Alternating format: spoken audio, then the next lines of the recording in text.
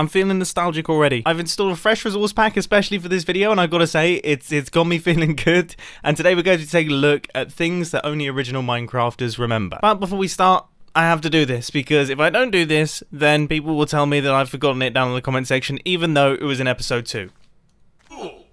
Lovely. Thing number 1. When lapis was only useful for dyeing things. I mean, I used to get tons upon tons of the stuff, and I used to hold it in chests, and occasionally I would use it to dye blue wool, and very, very occasionally I would use it to make lapis blocks, but for the most part it was completely pointless. When furnaces had stone tops. Now I'm going to be honest, I had totally forgotten about this one. I thought this was a mistake with the texture pack that I'm using, but I went back and checked, and this is the original furnace texture. For some reason, this has completely left my mind. I'm so used to the new texture now that this looks strange. This looks really, really weird. Iron golems used to be a lot more friendly. I've brought you flowers, and you brought me nothing in return. I mean, I know that this is a poppy, and you used to hold a rose, but still. When iron golems were first introduced into the game, they used to hold roses in their arms, and they used to hold them out to you, and it looked really quite sweet until you accidentally hit them and they killed you. Not being able to place buttons and levers in the places that you can now. 14-year-old me would be so happy seeing this. And he would be even happier seeing this. You see, originally, we could only place buttons and levers and things on the sides of blocks, and it was an absolute nightmare. And the same thing goes for dispensers. We could only place them like this. We couldn't place them facing upwards, which is a little bit ridiculous if you're asking me. Also, why does it look like this thing's just eaten a lemon and is absolutely hating the experience? Am I the only one that sees that? I may be slightly stretching the definition of old school here, but back when this was the only bed colour, it didn't matter what colour of wool you put into your bed, somehow in the process of creating a bed, all colour was lost and you ended up with red. This was it. And you know what? To this day, I still think red is the best bed colour in Minecraft. Give me all the options, I'm going to be choosing red. I remember when Minecraft was first becoming popular and you heard the news that deadmau5, the musician, actually played it.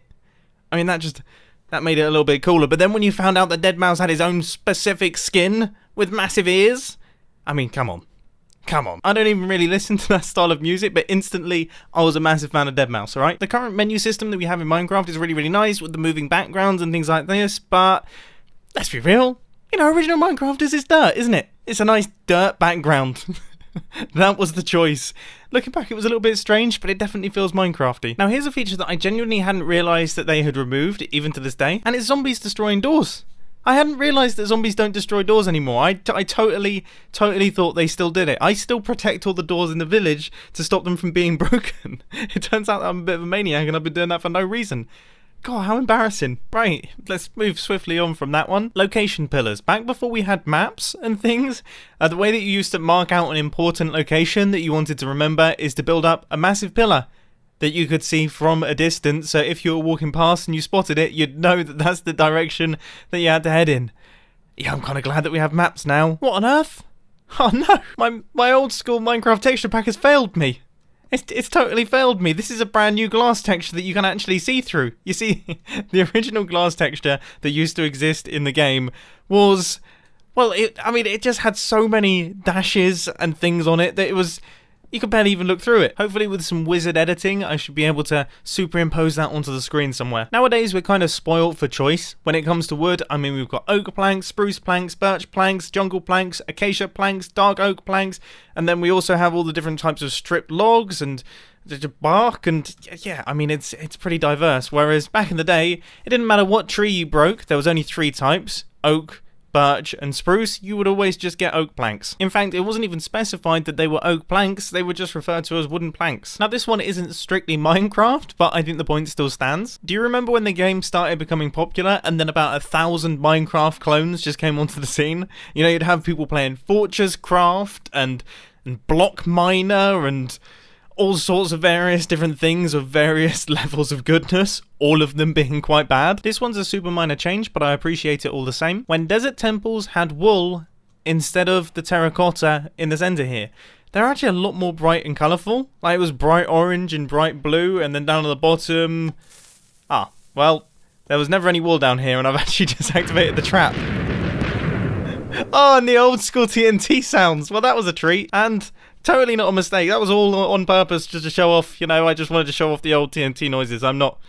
yeah, I'm useless. Nowadays, in Minecraft, we think of water as being a lovely, peaceful thing. You know, you can jump in it, you can swim around in it. It's really quite pleasant. But I'm sure some of you old school Minecrafters will remember how terrifying it used to be to go underwater in Minecraft back in the day, because if you went into flowing water and you started taking damage, every single time you took damage, you would actually fall downwards, which would mean that you wouldn't be able to swim back up to the surface, and you were guaranteed to die. You would get stuck underwater.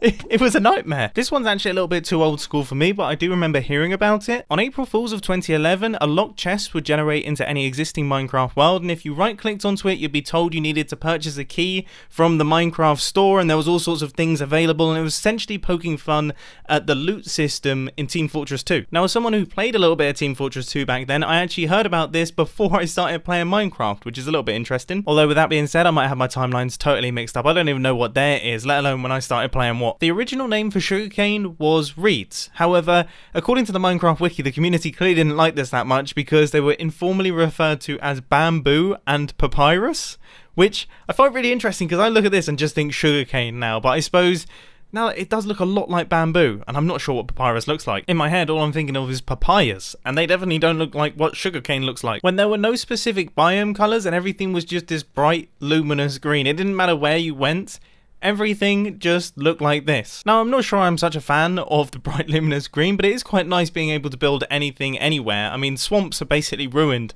by how disgusting they look. It would be cool if they were a tiny bit brighter. Or not.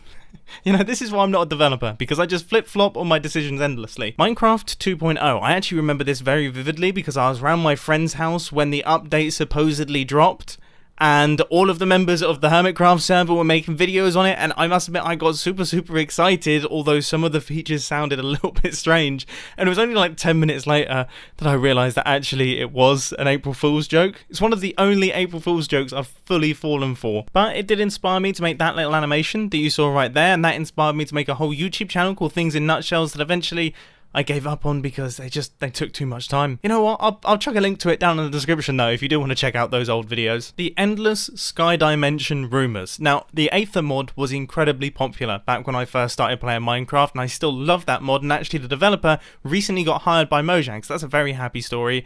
But I remember there was always rumours that Minecraft was officially going to introduce a sky dimension, and obviously it never ended up happening. Or I guess it kind of did with the end, although that's not really a sky dimension. No, we're not counting that. When biomes would generate next to one another without it really making sense that they were next to one another. You'd have a desert right next to a snowy biome, and there would be no transition between them. It would just go from sand to snow.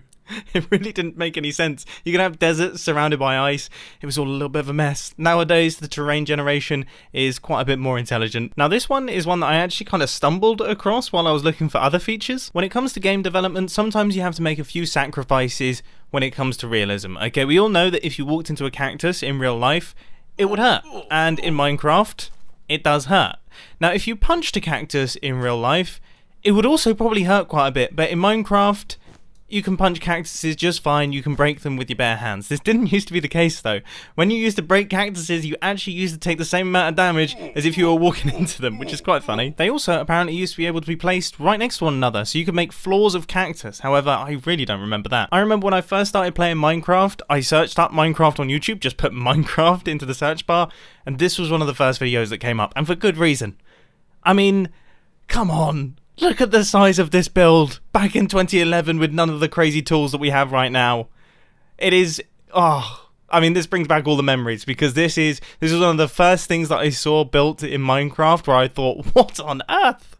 You can put some crazy stuff in this game. And the same thing goes for FV Disco videos. He was like completely changing the game. The Secret Friday updates. Now this is once again a little bit too old school for even me, but I remember hearing about the excitement in the community when these Secret Friday updates were rolling out. Every single Friday, Notch would release something, and these weren't small changes. For example, Redstone. Redstone was introduced in a Secret Friday update, a weekly Minecraft update. The whole thing that my YouTube channel is based on was released in an update that took a week. That's wild. It also explains a lot of the quirkiness I absolutely love. I genuinely think if it had taken longer to develop the fundamentals of Redstone, it would be nowhere near as fun to play with. I remember there was a time when we didn't have packed ice, we only had regular ice. So if you wanted to create an item water stream that transported your items quickly, then you had to make use of regular ice. But then you were walking a bit of a fine line, okay? Because you needed to keep the light level relatively high because you didn't want mobs spawning all around it.